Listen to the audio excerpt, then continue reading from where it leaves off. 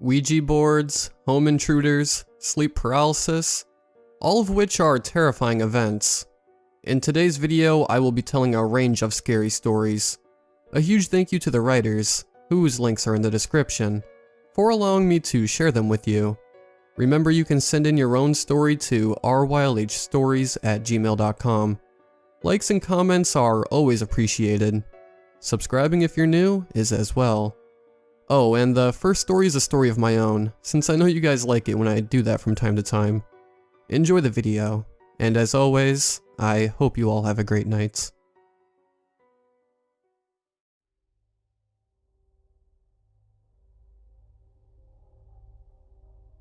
So a lot of you longtime subscribers know I get sleep paralysis on a regular basis.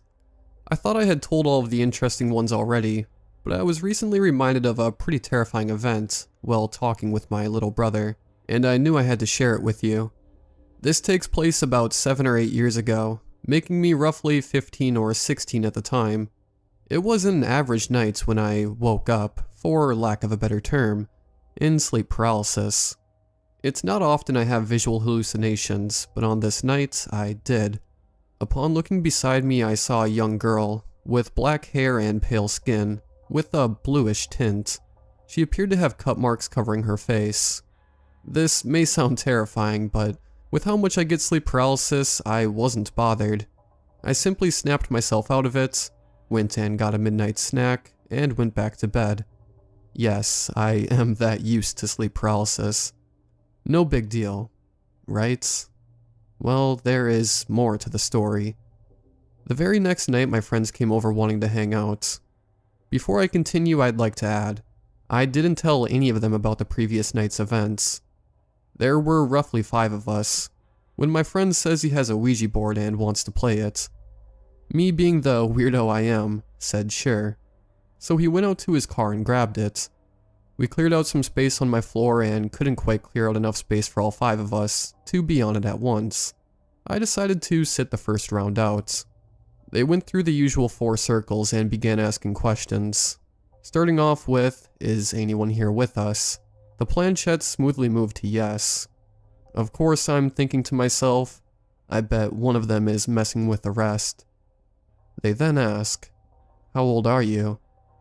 And the planchette moves to 7 and stops.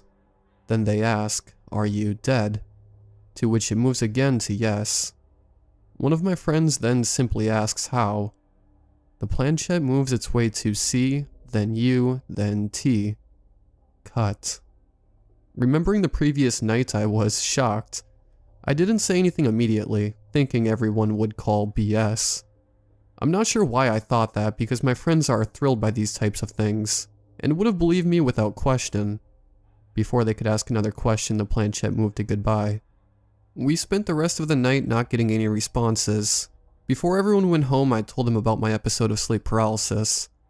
My suspicions were correct.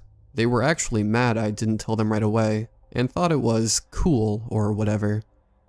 As I stated in the beginning, this was a long time ago, and I have yet to see the same entity again.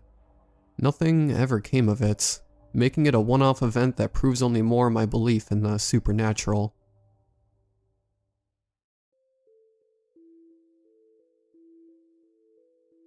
There was a rumor in my hometown that I heard a long time ago. Everyone talked about it, but no one was brave enough to confirm if it was true or not, at least not that I know of. Apparently, out in the middle of the countryside, there was a satanic church. Members of the church would go there and perform rituals, or whatever else they do.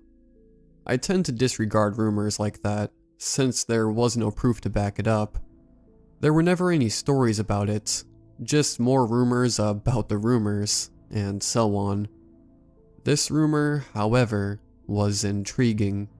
I'm a curious person. I enjoy investigating, what the older folks in my town would consider snooping around. I don't consider it snooping though. I prefer collecting information. I was 16 when I first heard about it, so I was up to do just about anything, as long as it was entertaining. I thought about the rumor for a while. Where in the countryside? What do the members do there? What if the rumor is true? After asking a few other people about it, I knew I had to check it out. I mean, seriously, what could go wrong? I asked a few of my friends if they would like to tag along, and they, of course, said yes. Being rebellious teenagers and all, the idea of going on a mini road trip was exciting. Since the drive to the church was supposedly not that far, we didn't think to bring anything that we might have needed. We did bring a few flashlights and some food though. We didn't think about the possibility that we'd need weapons, like a knife or even pepper spray. Again, we didn't take the rumors seriously. The drive was about 15 minutes. The sky was starting to get darker, but it was still light enough to see without a flashlight. When we arrived at the church, I started feeling a bit nervous. I wasn't sure why, since I usually don't believe in stuff like this, but I knew I should trust my gut. I've been taught that since I was little, and this wasn't the time to disregard it. I drove everyone down there in my truck, so I had the keys. If anyone wanted to leave, they would have to ask me to drive them home. I was planning on staying there for a while, just to look around and see if there was any evidence that could prove the rumor is true. Since I felt weirded out and nervous about the idea of looking around an old, worn-down building, I was reluctant to get out of my truck. My friends practically had to drag me out. They could tell something was wrong with me, but they didn't think to ask. I also didn't want to bring down the mood, since everyone was so excited about it, for some reason. To be fair though, I was too, earlier in the day. The sky had become practically black by the time we decided to pack it up and leave. None of us found anything that we could take or use as evidence, which kind of left us leaving unsatisfied with our trip. We put our gear in the back and loaded into the truck. We were discussing where we should stop to eat on our way home, when I noticed a dark figure from the corner of my eye. I calmly looked over where I noticed it, thinking it was my imagination. It wasn't. When I looked over towards the figure, I saw it holding something in its hand. It was a long, thin object, almost like a stick. Apparently my face told everyone else that something was wrong. They all looked over where I was looking and quickly had the same look I did. More and more figures started appearing near the original one, all holding something in their hands. My heart was racing and I felt sick, almost nauseated.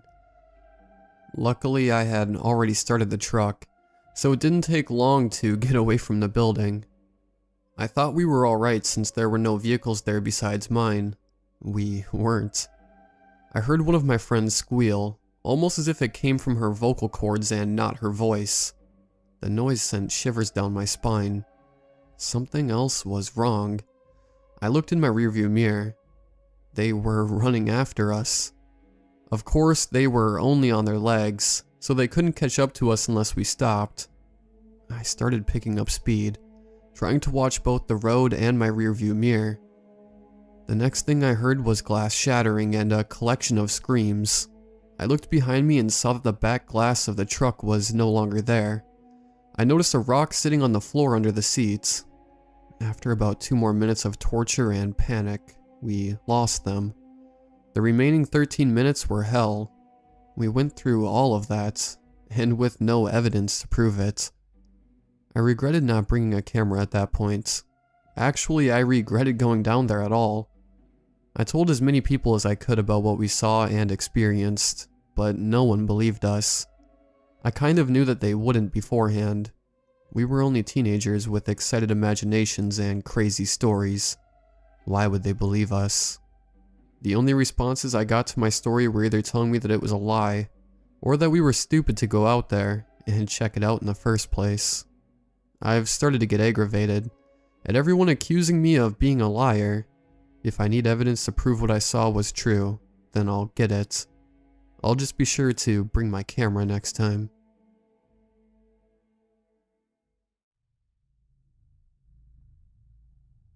Last night I had a nightmare that involved an entity that evoked a much stronger reaction from me than my usual dreams. What follows is a true story. The sky was overcast and it was neither night nor day. It was a time outside normal conventions. There was no apparent source of light and no visible shadows. The flat, gray sky brought a dullness that blanketed the scenery. There was an entity in my front yard, tall and completely black, and the edges of its form appeared fuzzy, like a shadow. His proportions were relatively normal for his height, except his perfectly round head and huge, perfectly round, white eyes. His piercing eyes are what I remember most vividly about him. The entity started spitting fire onto my house from one of his arms, the flames sprouting seamlessly from his arm, like a water hose. My front lawn had caught fire, but it had not yet reached my house. I started locking my door as it approached, and just when it was in arm's length, I got every lock closed. However, I watched them unlock themselves as the entity unlocked them from the outside. I tried calling for my parents, hysterically, to tell them something was getting into the house, but they dismissed me. This was the peak of my emotions. The fear of the intruder and the hopelessness my parents gave me drove me to tears. I sprinted to my basement, where there was a back door I could escape from, but I woke up. After waking, my fear subsided quickly, which is rather uncharacteristic. Even at my age, I tend to get paranoid at night still, but I chalked it up as a sign of maturity, checked the lock, and tried going back to sleep immediately. I was more angry that I was losing sleep, as I had had some trouble staying asleep earlier in the night. But the more I think about my instant relaxation, the more suspicious I become. Usually I would be wide-eyed, taking in every angle of my room, with my heart racing, especially for a dream so vivid and emotional. But after checking the lock, I didn't bother looking around the room. My eyes never adjusted to the darkness, and I just rolled over to go back to sleep. I genuinely think something lulled me into that relaxation, so that I would go back to sleep instead of surveying my room. It terrifies me to think that an entity entering my house in the dream could have allowed it access to my room. I had my suspicions that it was a demon. The emotions, my strange reactions and behavior, and the vivid memory of the entity. But later in the day I remembered what time it was when I awoke. 3 o'clock in the morning. There are superstitions that if one wakes up at 3 in the morning, then they are in the presence of a demonic entity. That was what convinced me I was visited by a demonic creature. At the age of 15, I was friends with a girl named Lily. Lily lived in my neighborhood, about a half-mile from my parents' house. Since her place was on the way home, we usually walked back together after school. It was the last week of October and unusually cold. It felt like winter. The neighborhood trees were shedding, and I found myself wading through a sea of leaves as we walked up her driveway. A row of smiling jack-o'-lanterns greeted us from the front porch, and the yard was dotted with fake gravestones. On this particular afternoon, the rest of her family was out doing something. There were no cars in the driveway, and the house looked empty. Lily's dad was a dentist, and her mom was an attorney, so their house was gigantic. It was a 3-story home with a big basement, painted pale gray with a black trim.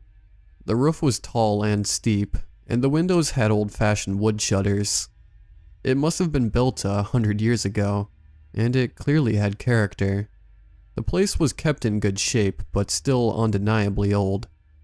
We headed around the side of the house to the back door. In the backyard, 3 or 4 cats were draped lazily over various pieces of patio furniture. There were even more inside. A pair of piercing yellow eyes locked on to me from inside the kitchen window, as another jet black cat stood stationary on the windowsill, above the sink. Her mom was something of a crazy cat lady. Lily pulled a key out of her backpack and unlocked the door. We headed up to her room to play around on her Super Nintendo. After about an hour, we heard music coming from downstairs. This wouldn't have been that strange, except that we were the only ones in the house. We both thought someone had gotten home, so we checked the driveway, but there were no cars. We listened quietly for a minute or so, as the music continued. It sounded like classical music from what we could hear. Finally, we decided it was in our best interest to go investigate. When we got down to the main floor, it became evident that it was piano music. The source was not immediately apparent. I remember that Lily's dad had a nice stereo system, so at the moment I figured that was where the music was coming from. When I looked over at Lily, however, I could see the look of horror on her face as she started towards the kitchen. "What is it?" I asked her. "We have a piano in the basement," she said weakly. "My grandmother's." The words struck my heart like a flash of lightning. Lily continued. "She used to live here with us until last winter, but the piano, none of us even know how to play it. It's covered in a sheet." We both slowly walked to the kitchen where the door to the basement was located.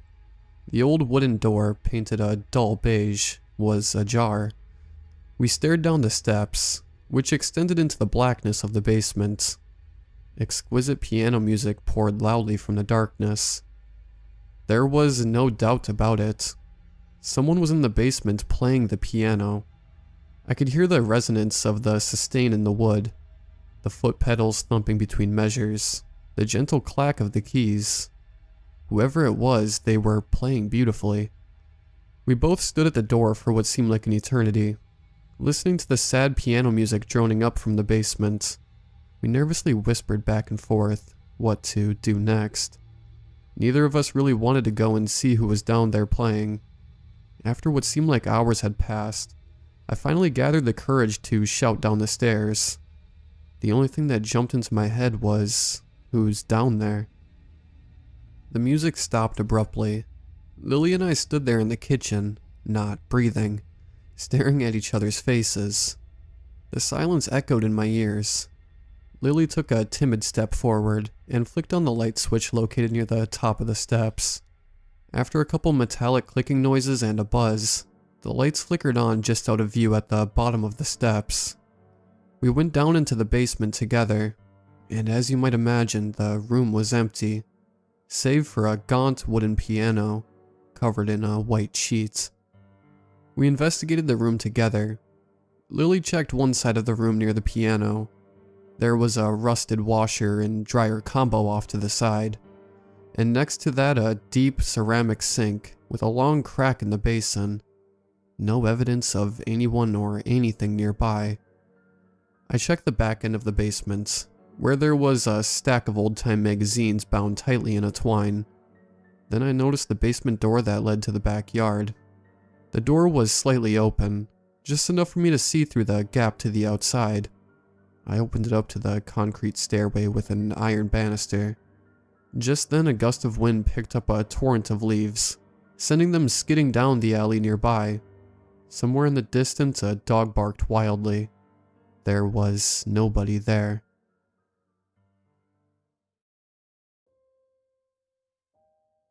Growing up as an only child definitely has its benefits, but it can get very lonely, especially as a child. I am an only child and have always wanted a sibling. Don't get me wrong, my parents spend a lot of time with me, and make sure I'm never feeling neglected.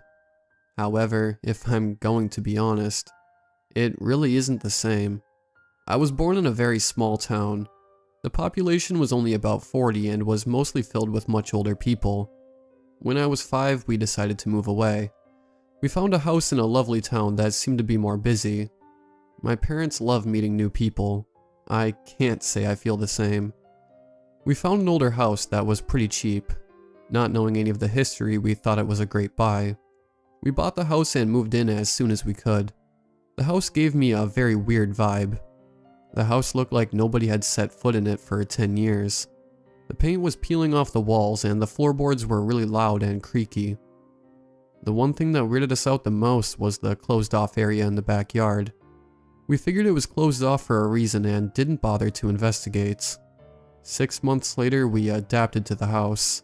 I had started school but struggled to make friends. Everyone was just too overwhelming for me. Most kids go through an imaginary friend stage at some point, but this wasn't your typical imaginary friend. I remember exactly how I met her. Every day, after school, I would play in the backyard. There was an open shelter area that I always went in. I would read, draw, anything to entertain myself. That day I decided I wanted to draw with the new chalk I had just bought. I was drawing for a few minutes when I got that feeling that someone or something was watching me. I turned around and to my surprise, I saw someone or something. It looked to be a girl, about a few years older than me. She had very pale skin, almost like a vampire's. Black hair, blue lips, black eyes. Those black eyes. She just stared at me through the gap of the fence that we never went in. This happened nearly every time I went outside. Most children my age would be terrified, but I actually found her quite calming. I eventually decided to try and talk to her. She didn't reply back. She never talked, but for some reason I could understand what she would say. My parents figured it was an imaginary friend and left it at that.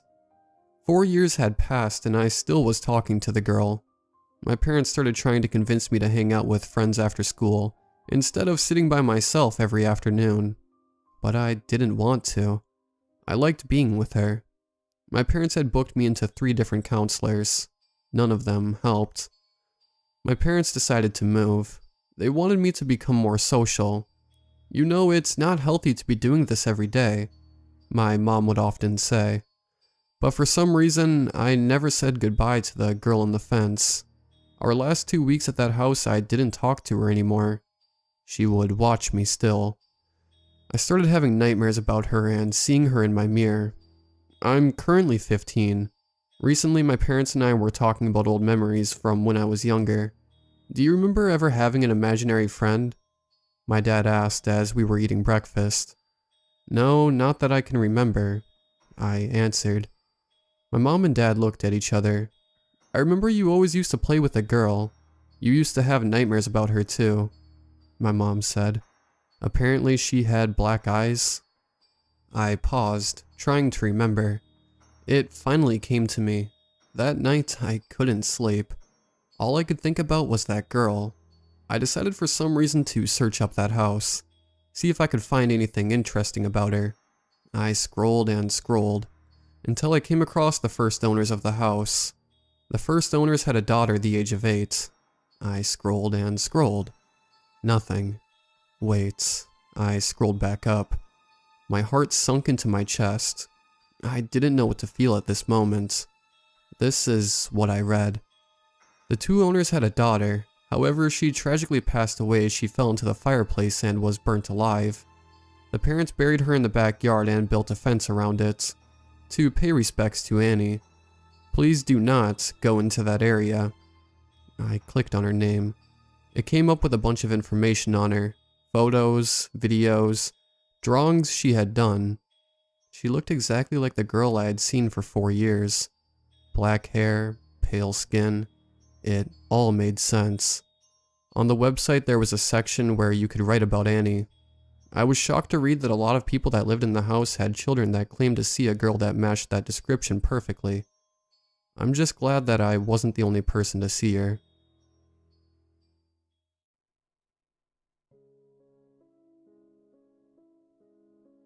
We don't go to the barn anymore, I told my friends as we walked home from school.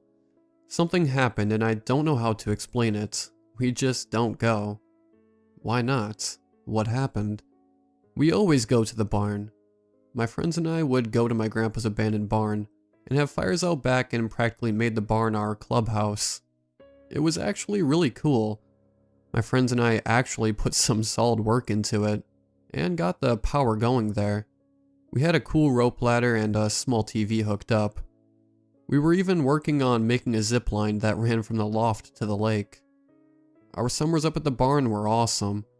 We would hardly go up during the fall or winter, but since we just got power going, and we wanted to get a heater hooked up and have some sweet sleepovers, the barn was basically a better substitute to the typical treehouse. We just changed the empty shell of the barn to a guy pad. The barn was littered with random tools and my grandpa still used them, so we had to leave the tools in their place, but most of them were in the loft of the barn, and we hardly went up there anyway. In fact, we never went up there. It was really old and unsafe, so we just worked on the lower levels, and eventually we were able to get a few couches in there. We just had Halloween and we were anticipating Thanksgiving, and we wanted to have a quick hangout before we had to leave for the break. Instead of all of our friends, we were only able to have me, my brother, and my neighbor Gabe, which was not even half of the friends we would normally hang out with. So just the three of us, but we were still able to have a good time. We went to a late movie and afterwards we went back to my house. We had our stuff already packed, so we weren't at home long. It was neat since we could barely see the barn from my house, which was nice, but it was still out in a field, and took a solid 5 minutes to get there. We normally would take an ATV or my brother's souped up golf carts, but for some reason we didn't. Before we left, we noticed that the barn illuminated a very dull yellow glow from the barn. I showed my brother and we were both uneasy. This hadn't been the first time we accidentally left a light on, and our dad got pissed and made us turn it off at 2 in the morning on a school night. Needless to say, we were pretty good with turning off the lights after that. So to see the light on was more concerning, since our dad would be on our asses if he saw the light on, but he was out of town and didn't freak out too much. This is where it gets weird. As we were walking to the barn, we noticed that the warm glow to the barn then faded and blended in with the late night sky. The light was off. My brother was pissed considering we had just got a heater to work there, and he figured that the power went out. We finished our walk and went into our barn, and my brother immediately checked the power. Like clockwork, the barn lit up, and we got the heater cranked since it was freezing out. The heater normally takes a while to get warm, but this puppy was already warm. I told Gabe since he and I were good friends, and since my brother was busy working on getting the old TV to work. We were uneasy, but things didn't click till we were about to go to sleep. Once my brother fell asleep, Gabe and I began to talk about what happened earlier. The barn was very open and we could pretty much see everything except the old loft upstairs. We both were thinking the same thing, but we weren't sure if anyone was in the barn since it was dark out, and if someone ran out we wouldn't have been able to see them anyway. As we walked to the top, we noticed that there was a tool room with a lock on the door. We both laughed since we knew that no one would be able to get in the room, and put the lock on the outside. But our laughter didn't last for long. We looked around and there were wrappers all over the floor. Not just wrappers, but cans and bags full of random clothes. Our hearts sank as we looked at each other and then at the door. We then got closer to the lock and noticed the lock was not only unlocked but broken. We were so curious, yet so scared at the time. I reached for the door and Gabe grabbed my arm. Wait, what if someone is in there? I don't know. Ask them to leave? You're an idiot. They aren't just going to leave. I looked around and noticed the door handle had a huge keyhole. Let's just take a photo through the keyhole and see if we can see anything. Reluctantly, I agreed and Gabe took a photo through the keyhole. He looked at it for a minute and laughed. Might help if I put the flash on. Nice, I said, half sarcastically, half terrified. He took 3 photos and we looked at them simultaneously. Our blood ran cold. The unthinkable was waiting on the other side. Not only waiting, but watching through the door, as if it was anticipating us to open it. It wasn't really a person. It was this strange doll woman. Was it a life-size doll? I went to open the door and Gabe grabbed me again. We looked at the other photos and the person moved to a different position behind a box. We didn't look at the other one. We just booked it down the stairs and woke up my brother while screaming. He was irritated at first, but our fear seemed to freak him out, and he began to grab our stuff, while I hit all the lights I could on the way out. We showed my brother once we got home and he began to cry. We all did. Our mom was the only one home and she was dead asleep, since it was almost 3 in the morning. We locked all our doors and grabbed our .22s, and locked our door. We slept with the lights on that night. We never really got over it. Who was that person? Why was she dressed like that? How long had she been there? What would have happened if we opened the door? I tried explaining this to my friends, but it didn't really hit them, till I showed them the photos from that night. That's why we don't go to the barn anymore.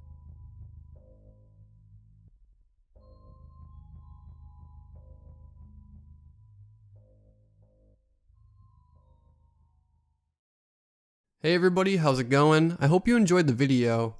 I figured I would take this opportunity to just talk to you guys for a second, because it's been so long since I've done that.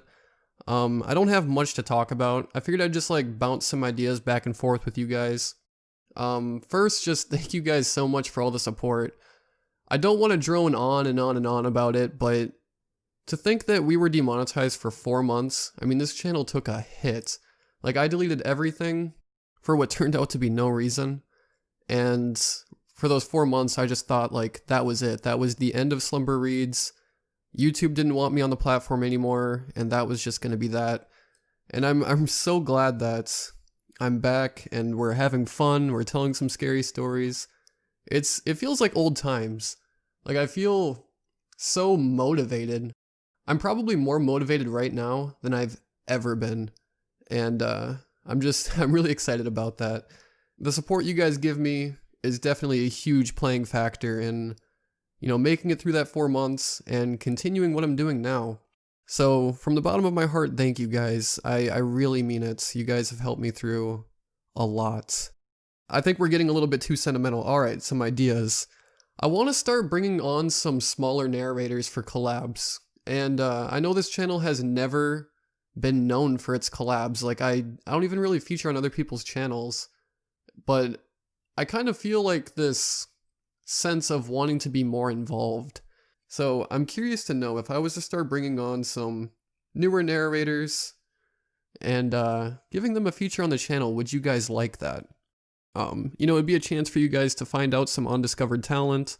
I'll probably bring on some larger people as well. Just have fun with it and, you know, tell some scary stories.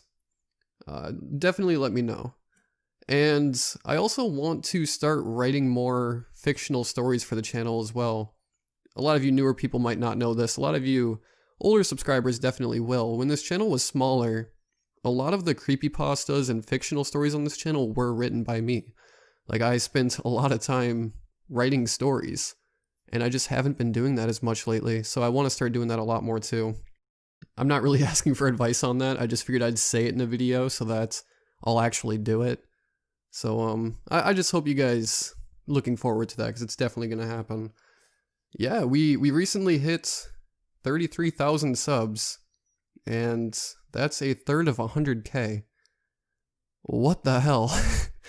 I know numbers aren't everything, and in the grand scheme of things, there's so many YouTubers with millions of subs. I'm sure 33K doesn't sound like a lot, but to me, that is insane. I never thought the channel that I created, the channel that I worked hard for, would have 33K. That's just, man, that is wild. Take with that what you will. I hope it doesn't sound like I'm gloating or whatever. I'm just really excited. Yeah, I think that's pretty much it. Otherwise, I'm going to start droning on for 10, 20, 30 minutes like I have in the past at the end of videos. But yeah, I hope you guys enjoyed the stories, and I hope you guys have a great night. And I'll see you guys in 2 days for another video. That's actually another thing I wanted to bring up. There will be a video every other day. I kind of told myself that would happen when I got remonetized. I had to take a 6-day break because my computer broke, and then I had to delete one of my more recent videos because YouTube had a glitch on it. Still don't know what's up with that. It is what it is. I actually featured the story that got cut off by YouTube in this video, so for those of you that missed it, there you go. Alright, I think I'm going to wrap it up there. I hope you guys enjoyed the video. I hope you guys have a great night, and I'll talk to you later.